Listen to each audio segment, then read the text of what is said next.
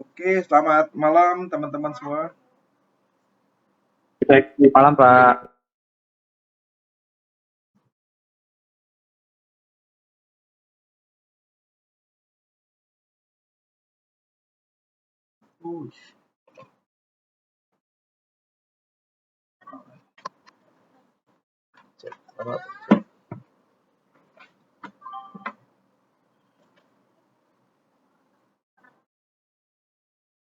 Kita akan mengulang kembali pembahasan mengenai Unified Modeling Language. Untuk yang project seperti yang kita sampaikan kemarin ya, projectnya kita buat program aplikasi bebas saya mau pakai aplikasi mobile ataupun aplikasi web based ya, menggunakan bantuan tools AI gitu ya. Kemarin kan sudah disampaikan bebas, nanti teman-teman bisa buatkan aplikasinya.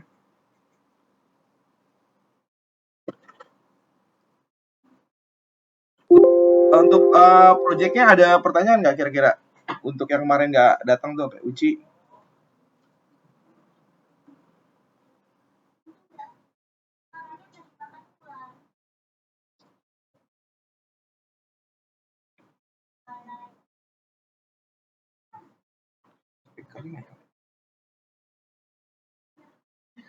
Speakernya nggak nyala.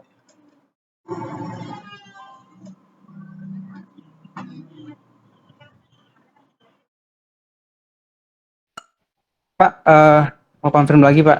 Untuk kalau kita pakai aplikasi yang di mata kuliah lain masih bisa kan Pak? Boleh dong, bebas aja. Yang penting masih related projectnya aja. Yang kemarin kamu bilang Yuk. kan? Iya betul Pak. Jadi nanti rencananya kita mau buat dari mata kuliah lain. Cuman eh, apa namanya indikator penilaiannya cuman bisa terlihat aja kan Pak. Muncul aplikasinya Ya, bisa di betul betul. Nah, itu aja. buttonnya semua fungsinya buttonnya sama Pertemuan teks view-nya pertemuan masih kita ini kan, berfungsi. pertemuan terakhir kita offline kan? Oleh tanggalan itu. Iya betul Pak. Ya udah tunjukin aja di situ, jalanin aplikasinya. Oh, cuman sekedar nunjukin aja Pak ya? Ya nunjukin aja jalan aplikasinya mana gitu, jalanin. Udah itu aja sih. Kita nggak perlu buat laporan kan Pak ya? Nggak perlu, oh nggak perlu. Siap. Heeh, Oke Pak, siap. ya. Berarti oke nanti tunjukin aja Heeh, di presentasi. heeh. Ada Oke Pak. pertanyaan lain? Suci atau Kenny? Kenny baru baru join nih. Udah ikut itu belum Ken? Susulan? Udah Pak.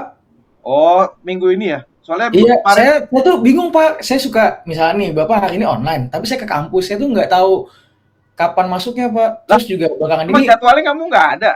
nggak ada Pak. Jadi saya tergantung dari ini aja Pak, dari apa namanya presensi. Kalau tulisannya online berarti saya masuk online. Kalau Oh, misalnya tapping di kelas berarti saya mikir tuh nih gimana caranya lagi oke. ngomongnya Saya gitu Pak. capture dulu ya, bentar saya capture ininya. Bisa nggak capture ya? Kita Gitu tuh, Pak jadinya. berarti kita tuh dicatat aja Ken. Iya Pak, boleh Pak. Tanggal 1 kita tatap muka, Ya, tanggal 8 kita online, tanggal 8 online. tanggal Ya, 15 Pak. kita tatap muka terakhir. Oh, oke Pak. Berarti pas sebelum UAS ya? Iya, belum UAS. UAS kan tanggal 20-an kan? Ya. Oke, Kasih ya Pak. yuk. Oke, kita bahas use case diagram. Tujuannya adalah bahwa teman-teman bisa memahami apa sih use case diagram. Jadi di sini teman-teman bisa memahami apa simbol-simbolnya dan juga apa saja yang ada pada paket pada diagram. Jadi si use case diagram itu mendefinisikan bahwa dia menggambarkan fungsionalitas dari apa yang diharapkan dari sebuah sistem. Maksudnya di sinilah apa yang sistem bikin, apa yang sistem bantu gitu ya, dan bukan bagaimana. Kemudian juga menggambarkan kebutuhan sistem dari sudut pandang user. Jadi ini use case berdasarkan user melihat suatu sistem bagaimana, lalu memfokuskan pada proses komputerisasi berupa automate proses, lalu menggambarkan hubungan antara use case dan actor. Use case menggambarkan proses sistem, kebutuhan sistem dari sudut pandang user. Secara globalnya bahwa use case itu adalah merupakan pola perilaku atas sistem. Lalu terdiri dari urutan atau flow ya, flow bisnis atau urutan transaksi yang berhubungan yang dilakukan oleh satu aktor. Use case diagram terdiri dari use case-nya sendiri, actor, relationship, sistem boundary atau box-nya atau opsional ya, package-nya juga opsional. Jadi use case itu kenapa dibuat? Dia itu untuk membantu kita memahami kebutuhan user ya. Di sini use case berdasarkan kebutuhan aktor merupakan apa yang dikerjakan sistem. Lalu use case juga hanya menetapkan apa yang seharusnya dikerjakan oleh sistem. Jadi sesuai dengan kebutuhannya aja ya. Misalnya yang tidak dibutuhkan sama si user tersebut, gak usah dimasuk-masukin gitu. Jadi sesuai aja dengan fungsionalnya. Bahwa use case juga tidak untuk menentukan kebutuhan non fungsional, misalnya sasaran kinerja, bahasa pemrograman dan lain sebagainya. Use case diberi nama yang menyatakan apa hal yang dicapai dari hasil interaksinya dengan aktor. Use case dinotasikan dengan gambar horizontal atau elips, biasanya menggunakan kata kerja. Nama use case boleh terdiri dari beberapa kata dan tidak boleh ada dua use case yang memiliki nama yang sama. Kemudian use case diagram tidak terpengaruh urutan waktu. Meskipun mudah dibaca perlu penyusunan use case, sebuah use case bisa mempunyai dokumentasi ya seperti ini.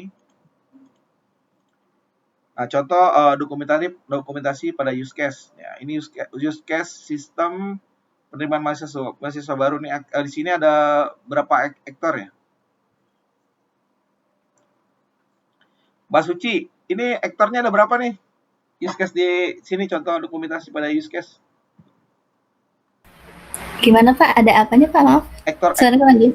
Aktor tiga. Tiga ya benar ya. Mahasiswa, Ya. eksekutif, dan petugas PMB. Oke.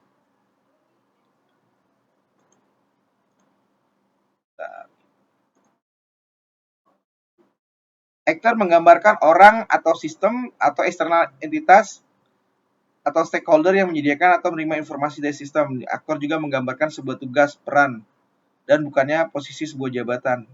Aktor memberi input atau menerima informasi dari sistem. Aktor biasa menggunakan kata benda, tidak boleh ada komunikasi langsung antara aktor. Indikasi sistem untuk sebuah aktor yang merupakan sebuah sistem. Misalnya contoh ini adalah sebuah sistem keuangan. Adanya aktor bernama time yang mengindikasikan schedule, event, suatu kejadian terjadi secara periodik atau bulanan. Letakkan aktor utama kita pada pojok kiri atas dari diagram. Lalu association bukan menggambarkan aliran data atau informasi. Association digunakan untuk menggambarkan bagaimana aktor terlibat dalam use case. Di sini terdapat 4 jenis relasi yang bisa timbul pada use case diagram. Pertama, association antara aktor dan use case, dan antara association antara use case, kemudian juga generalization inheritance antara use case dan generalization inheritance antara actors. Nah, di sini association antara aktor dan use case, ujung panah pada association antara aktor dan use case mengindikasikan siapa atau apa yang meminta interaksi, bukannya mengindikasikan aliran data. Sebaiknya ya penggunaan garis tanpa panah dalam hal association antara aktor dan use case. Association antara aktor dan use case yang menggunakan panah terbuka untuk mengindikasikan bila aktor berinteraksi secara pasif dengan sistem kita gitu kan. Nah, association antara use case menggunakan include termasuk dalam use case lain atau require diharuskan. Pemanggilan use case oleh use case lain contohnya adalah pemanggilan sebuah fungsi program. Tanda panah terbuka harus terarah ke sub use case. Gambarkan associate include secara horizontal.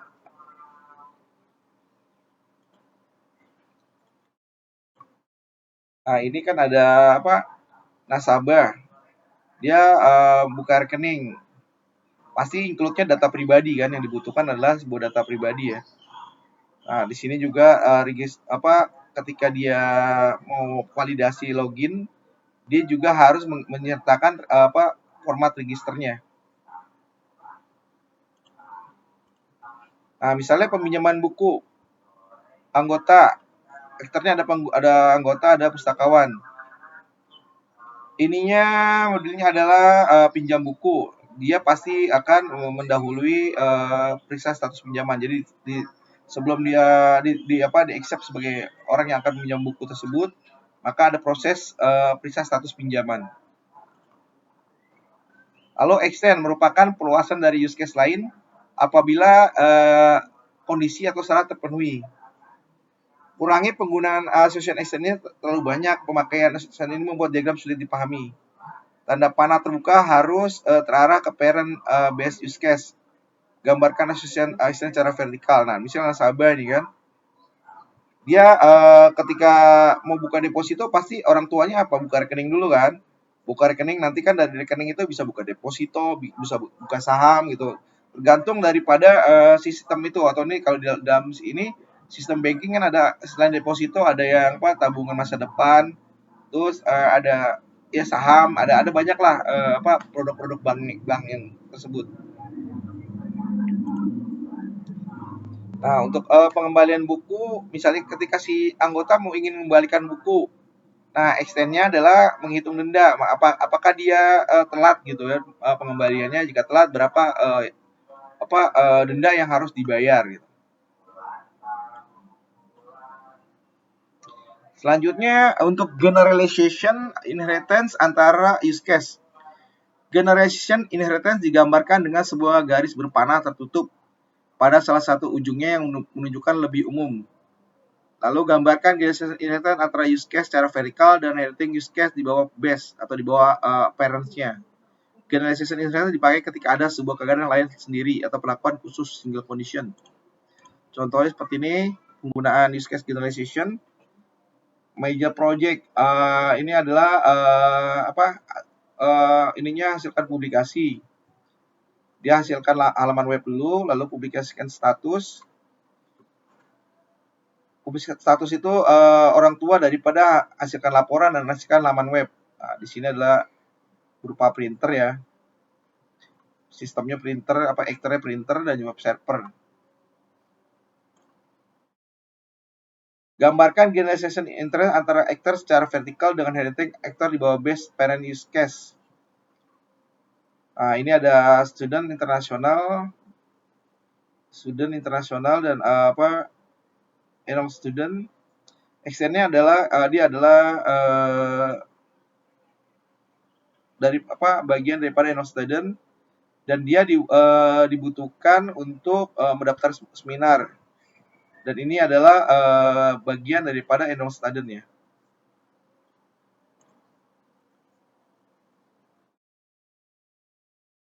Nah, ini update information ketika kita make appointment. Extendnya adalah update patient information. Lalu ini keduanya adalah make all patient appointment ya, ini make all patient pasien lama gitu kan, appointment, dan pasien baru. Ini all patient, new patient adalah merupakan inheritance daripada si actor patient.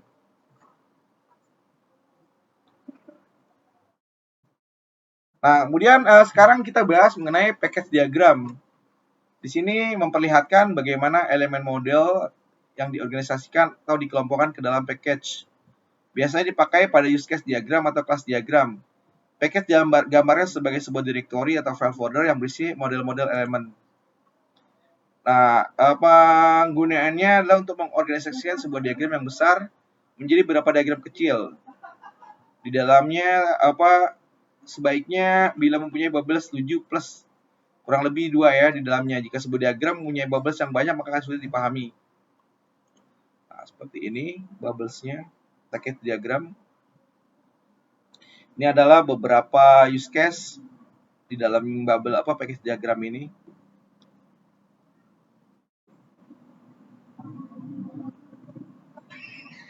Ini kasir, aktornya kasir ya, kasir, pelanggan, manajer, di kasir juga, manajer. Dan ini ada beberapa kumpulan daripada si aktor itu.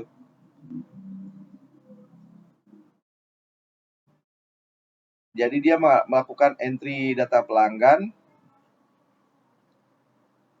Kemudian dia entry, dicek dulu kan master. Kemudian entry data obat, transaksi, entry dokter dulu, dia berobat, terus entry data obat yang akan bayarkan. Kemudian entry data rekening untuk melakukan transaksi. Kemudian di sini masukkan resep yang dari sini, obat, entry data notanya, pembayarannya, cetak kwitansi, ujungnya adalah cetak nota, cetak salinan pesan. Kemudian dia akan mendapatkan sebuah laporan ini ya, pembayaran gitu. Untuk yang si manajernya, dia akan menerima cetak laporan penjualan obat, kemudian juga dapat laporan penjualan obat resep, laporan jurnal umum, dan laporan jurnal penerimaan kas. Nah, untuk yang use case sistem boundary digambarkan dengan kotak di sekitar use case untuk memberikan jangkauan sistem kita. Biasanya digunakan apabila memberikan beberapa alternatif sistem yang dapat dijadikan pilihan. Sistem boundary box dalam penggunaannya opsional atau bisa dipakai bisa tidak ya. Nah, seperti ini. Ini ada si user, customer gitu kan. Ini ada aktornya time, waktu itu text authority, customer support. Ini adalah sistem payment prosesornya. Dia mencari item, kemudian dia menempatkan place ordernya, kemudian si sistem mengecek. Kemudian dia membutuhkan bantuan daripada customer support. Oke, sudah customer supportnya. Kemudian submit text-nya berdasarkan waktunya, text authority akan memverifikasi. Sampai sini ada pertanyaan nggak?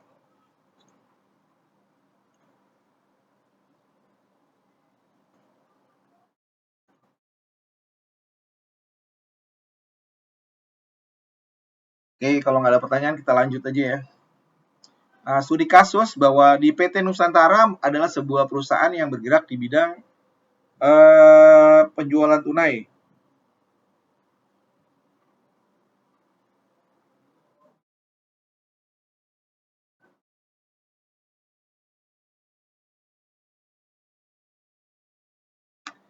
PT Nusantara adalah sebuah perusahaan yang bergerak di bidang penjualan tunai barang-barang elektronik, di mana pada semua transaksi di perusahaan tersebut masih digunakan secara manual atau pencatatan manual ya. Berikut ini adalah kegiatan-kegiatan yang dilakukan oleh bagian penjualan dalam pelaksanaan transaksi penjualan barang di dalam perusahaan.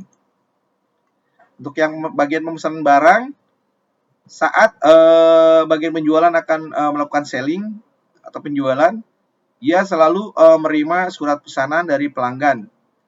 Berdasarkan surat pesanan tersebut, kemudian berdasarkan triggernya adalah surat pesanan, maka bagian penjualan kemudian melakukan recording atau pencatatan di dalam arsip surat pesanan. Lalu dilanjutkan berdasarkan arsip surat pesanan tersebut, bagian penjualan membuatkan faktur dan surat jalan. Kemudian dikirimkan kepada pelanggan sebagai bukti bahwa barang yang dipesan sudah terrealisasi. Nah, bagian pembuatan kopi kwitansi, jadi triggernya adalah faktur dan surat jalan. Sudah sampai di tempat pelanggan, maka pelanggan mengirimkan pembayaran yang kemudian oleh bagian penjualan dibuatkan kwitansi. Jadi tagihan faktur kan untuk tagihan ya. Surat jalan itu buat bukti barang tersebut diterima. Maka pelanggan mengirimkan pembayaran sebesar yang ada di dalam faktur tersebut. Lalu ketika pelanggan itu mengirimkan pembayaran tersebut, maka bagian penjualan akan membuatkan kwitansi berdasarkan arsip faktur yang kemudian diserahkan kepada pelanggan sebagai bukti pembayaran. Setiap akhir bulan, bagian penjualan selalu membuat laporan penjualan berdasarkan arsip faktur dan laporan pesanan. Berdasarkan arsip pesanan dan laporan pengiriman berdasarkan arsip surat jalan yang ditujukan kepada kepala bagian penjualan. Kemudian contoh soalnya adalah buatlah activity diagram dan use case diagram. Oke, activity diagramnya seperti ini. Pelanggan melakukan kirim surat pesanan atau surat pesanan atau SP ya. Nah, setelah penjualan terima SP-nya ini boundary-nya ya. Di boundary kotak ini. Terima SP berupa arsip surat pesanan. Lalu dia akan membuat dua aktivitas, surat jalan dan juga buat faktur. Jadi seiring sejalan dia dikirimkan kepada pelanggan. Kemudian bagian pembuatan kwitansi, si pelanggan membikinkan pembayaran ya, setelah penjualannya menerima bukti pembayaran, cek ya, memang ada pembayaran pada saat itu. Lalu dia akan membuatkan kwitansi berdasarkan hasil fakturnya, lalu kemudian mengirim kwitansi kepada si pelanggan. Dan pada bagian laporan penjualan, staf penjualan membuat laporan penjualan berdasarkan hasil faktur, lalu melakukan kirim laporan penjualan, dan pimpinan mendapatkan laporan penjualan yang di-trigger sama staf penjualan ya. Nah, untuk laporan pemesanan, staf penjualan membuat laporan pemesanan dan juga kirim laporan pemesanan, dan juga si pimpinan akan menerima laporan pemesanan di sistem tersebut. Lalu activity diagram pembuatan laporan. Oh, ini udah sama ya. Pesanan dan penjualan ya. Laporan pengiriman, kirim laporan pengiriman. Untuk yang use case diagram transaksinya, staf penjualan lakukan ini pelanggan dulu, pelanggan entry surat pesanan. Lalu si staf penjualan akan mencetak faktur, minta surat jalan, dan ketika dia sudah meyakinkan bahwa dia sudah membayar gitu, maka staf penjualan akan mengirimkan cetak kwitansi atau menerbitkan kwitansi pembayaran. Nah, untuk laporannya di sini si staf penjualan akan membuat laporan penjualan, laporan pemesanan, laporan pengiriman. Nah, untuk diagram masternya, staf penjualan akan melakukan entry data pelanggan dan entry data barang.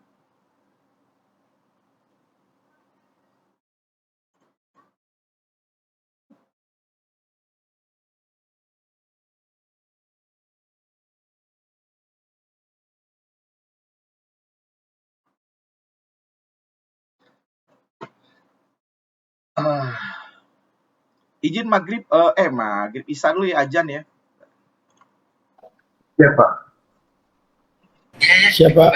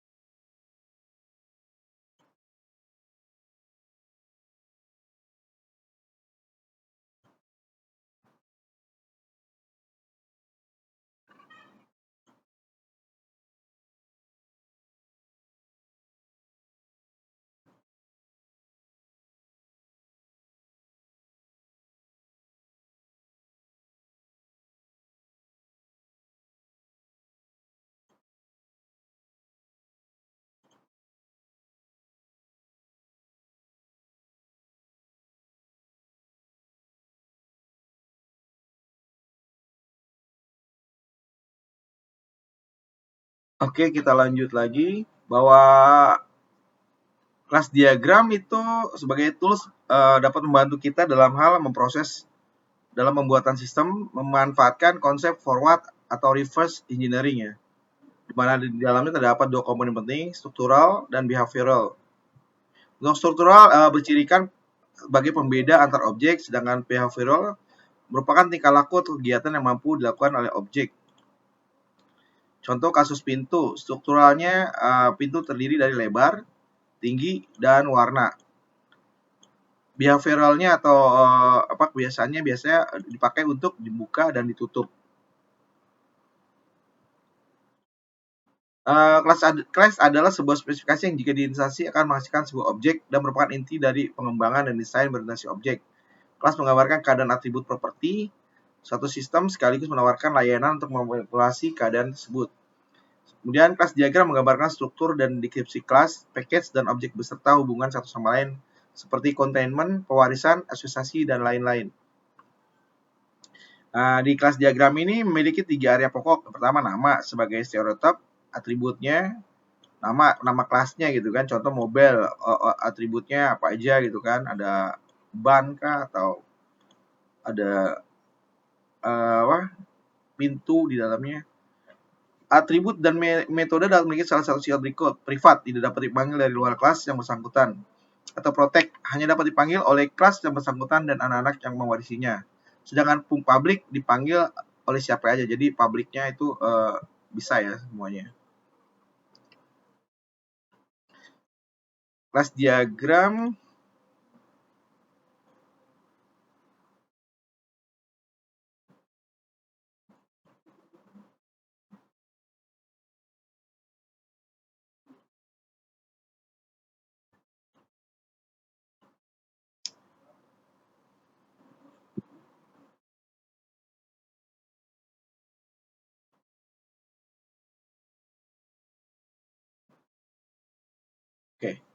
membantu dalam visualisasi struktur kelas-kelas dari suatu sistem dan hubungan antar kelas, inheritance, aggregation, dan association, dan menjelaskan detail tiap kelas.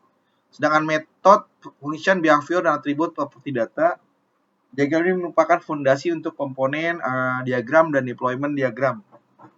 Diagram paling penting pada object-oriented analysis dan design. Kelas diagram dengan sebuah kotak dengan 3 section. Sebuah kelas atau atribut atau metode bisa mempunyai dokumentasi gunakan dengan lambang di bawah ini dan tarik dengan garis. Nah, contohnya seperti ini.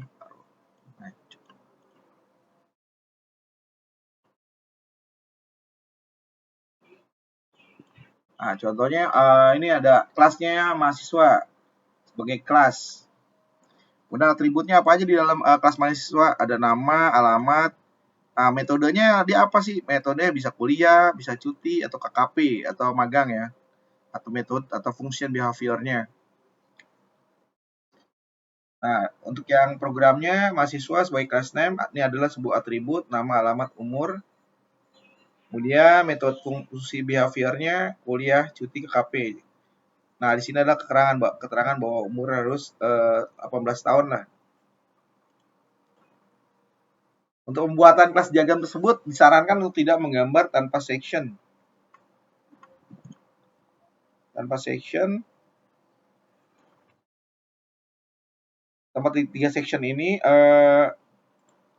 kadang-kadang boleh ada section tambahan untuk membuatkan keterangan kelas, di mana setiap atribut atau metode association diperbolehkan ada sebuah keterangan atribut metode yang diletakkan di antara tanda kurung awal dan kurung tutup ya, kurung buka dan kurung tutup. Sebuah kelas atau atribut metode bisa mempunyai dokumentasi dengan lambang bawah ini dan tarik dengan garis putus tanpa panah. Association antara aktor dan use case. Dia merepresentasikan blueprint dari objek. Properti berupa ciri khas dan pembeda antar objek. Lalu metodenya di mana aksi dapat dilakukan oleh objek tersebut. Contohnya kelas manusia terdiri dari atributnya nama, usia, tanggal lahir, tergantung ya di dalam program itu mau dimasukkan apa atributnya. Metodenya bahwa manusia bisa berjalan, makan, minum. Notasi kotak dengan 3 bagian, nama kelas, atribut, method, dan operation. Method atau operation. Nah, ini ya notasinya. Visibility menyatakan level akses sebuah objek. Visibility dapat terkait pada atribut atau metode. Tampilkan visibility secara urut berkelompok mulai dari urutan tertinggi. Tipe data, integer, float, karakter dari sebuah atribut dapat disertakan. Public, visibility-nya, protect, private. Public berarti lambangnya plus ya. Untuk protect ini pagar, private min. Kelas A untuk atributnya ini ada yang private, ada yang protect, ada yang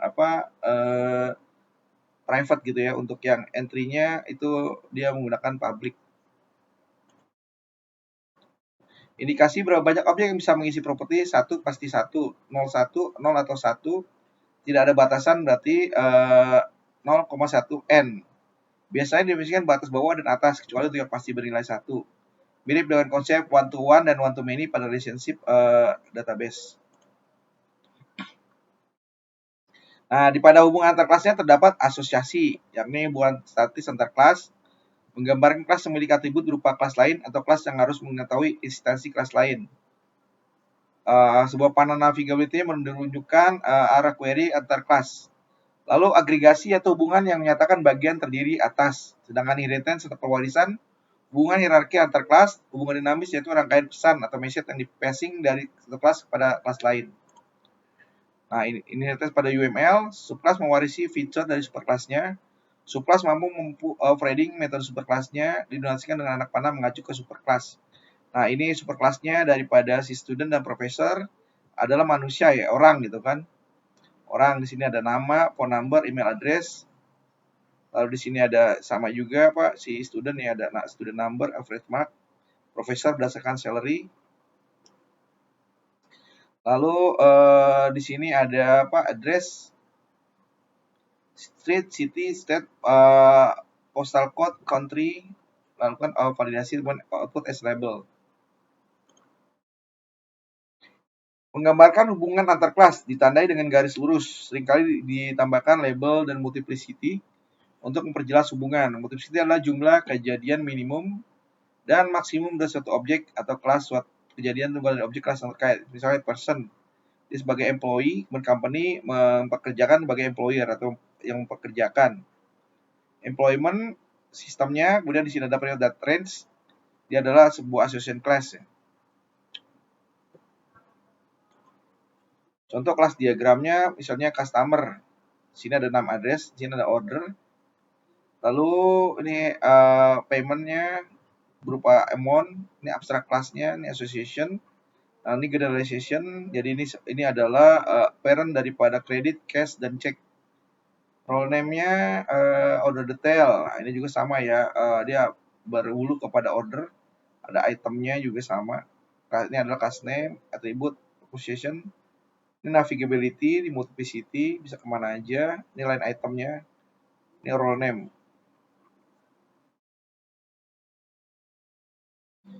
Asosiasi objek kelas dan notasi multiplicity ini satu or leave blank. Employee work for satu departemen. Jadi satu orang bekerja pada hanya satu departemen.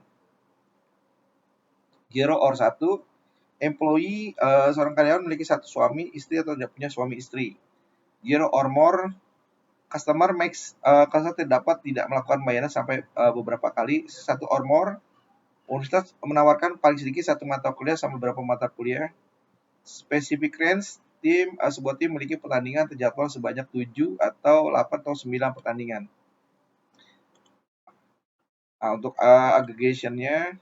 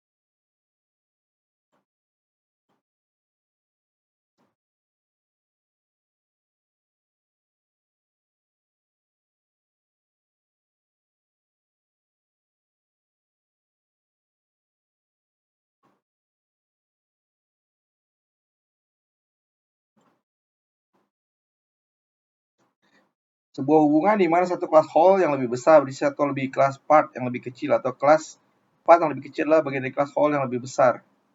Balik-balik ya, has a relationship, klub memiliki banyak anggota tersendiri. Kalian orang bisa memiliki tanpa makna sebuah klub, dinosikan dengan diamond kosong seperti ini. Jika dipisah maka tidak merubah makna. Jadi ketika dia dipisah dia tidak merubah makna. Kerja ada wali, ada ortu ya. Sebuah ruangan memiliki meja dan kursi. Tanpa kehadiran ruang, meja dan kursi bisa tetap ada. Jadi seperti itu. Composition has or contains a relationship all part. Jadi di bagian dari semuanya. Kampus memiliki fakultas atau kampus terdiri dari fakultas. Tanpa ada kampus maka tidak ada fakultas. Benar, kalau tadi kan meja dan kursi tanpa ruangan masih tetap ada gitu kan. Masih ada fungsinya gitu kan. Composition menggunakan lambang diamond tertutup atau ini ya. Bedanya tadi kan bisa terbuka gitu kan. Universitas, fakultas bagian dari universitas merupakan terdiri dari fakultas seperti itu. Nah, ini juga mahasiswa memiliki alamat dan juga memiliki nilai. Tiga jenis stereotype utama: entity class menyimpan seluruh data pada application, sedangkan boundary class digunakan actor untuk berinteraksi dengan sistem. Contoh form, menu, dialog, boxes. Control class mengatur seluruh kegiatan dan menangkap main application logic. Kerangka berpikir object oriented. Nah, contohnya ini ada staf pendaftaran. Dia melakukan entry pendaftaran. Nah, ini ada penentuan matrikulasi untuk biasanya mahasiswa baru ya. Sekretariat prodinya. Lalu cetak kwitansi pendaftaran, staf keuangan masuk. Kemudian objek yang terlihat pada saat use case fill order. Lalu masuk ke tabel relasinya, data dianya, modul kontrolnya. Lalu di layar GUI-nya apakah dia sudah terima atau tidak. Objek diagram menggambarkan objek dan hubungannya dalam urutan time. Umumnya sebuah special case dari kelas diagram atau communication diagram. Digambarkan sebagai sampel diagram atau diagram yang menggambarkan sampel objek dari sebuah kelas dan relasi datanya. Sebuah objek dapat digambarkan dengan cara nama objek atau nama kelasnya Joni sebagai anggota. Nama objeknya Joni, dia adalah kelas daripada anggota. Nama kelas dan nilai atribut terdapat pada section kedua. Nah, ini ada ya. Hubungan antara objek digambarkan dengan sebuah garis tanpa panah yang berisi sebuah role atau peran. Role ini boleh dipakai atau tidak. Contohnya objek diagram seperti ini. John Sandy, student. Contohnya. Objek adalah instansi dari kelas. Objek adalah orang, tempat, kejadian, atau suatu tentang di mana kita menangkap informasi. Kelas mahasiswa sebagai kelas name. Atribut properti data. Di sini tadi ya metodenya. Sedangkan objeknya adalah mahasiswa berdasarkan NIM, alamatnya, umurnya berapa gitu. Ini ya objeknya nih. Kelas diagram, di sini ada beberapa kelas diagram, ada kelas konsumen sebagai kelasnya nota, item beli, barang.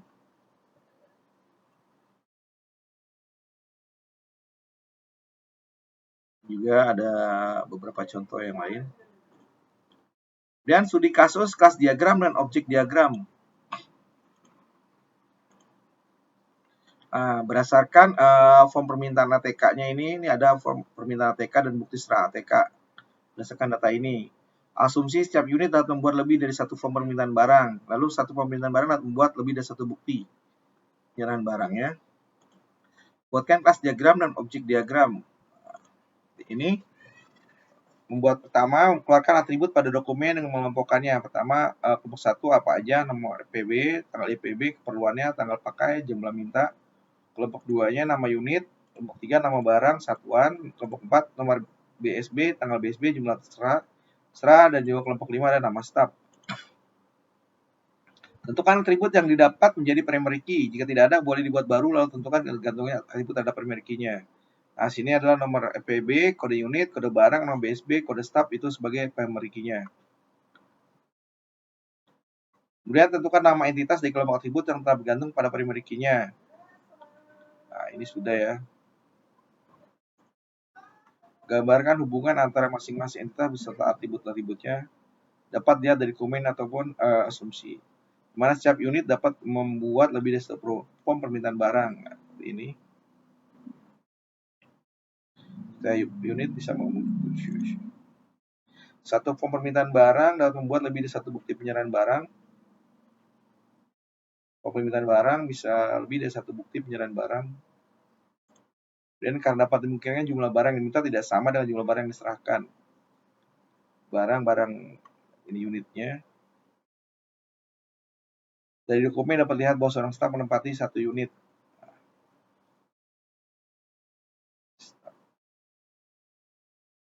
Lalu dari dokumen dapat dilihat bahwa dokumen FPB dan BSP dibuat oleh masing-masing bagian, yakni staf accounting dan staf unit gudang.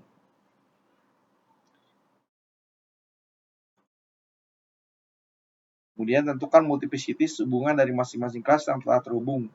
Dapat lihat dari dokumen ataupun asumsi. Setiap unit dapat membuat satu sampai banyak form permintaan barang. Setiap satu form permintaan barang dibuat oleh satu unit. Satu form permintaan barang dapat membuat satu atau banyak bukti penyerahan barang. Atau bukti penyerahan barang dibuat berdasarkan satu form permintaan barang. Nah, langkah membuat tasnya berdasarkan dokumen pada form permintaan barang berisi satu sampai banyak barang. Lalu berdasarkan dokumen pada bukti banyak barang. Dan setiap barang bisa berada pada satu atau banyak bukti serah barang. Kemudian dapat dimungkinkan jumlah barang yang diminta bisa tidak sama dengan jumlah barang yang diserahkan. Nah, ini berdasarkan dokumen satu staf menempati satu unit, di mana satu unit bisa terdiri dari beberapa staf. Ini langkah membuat tasnya lagi. Dari dokumen dapat lihat bahwa dokumen FPB dibuat oleh satu staf accounting dan satu staf accounting banyak membuat satu atau banyak FPB. Kemudian untuk dokumen BSP dibuat oleh satu gudang ya, satu staf accounting bisa membuat satu atau lebih. Nah, ini adalah objek diagramnya. Lumayan juga ya kalau dibuat ujian. Nah, ini cara membuat pakai apa? Bisa membuatnya pakai Draw.io ya. Kita biasa kalau sudah terbiasa pakai Draw.io ya.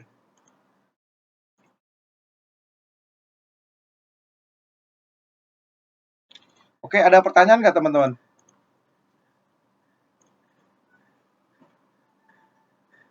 Halo?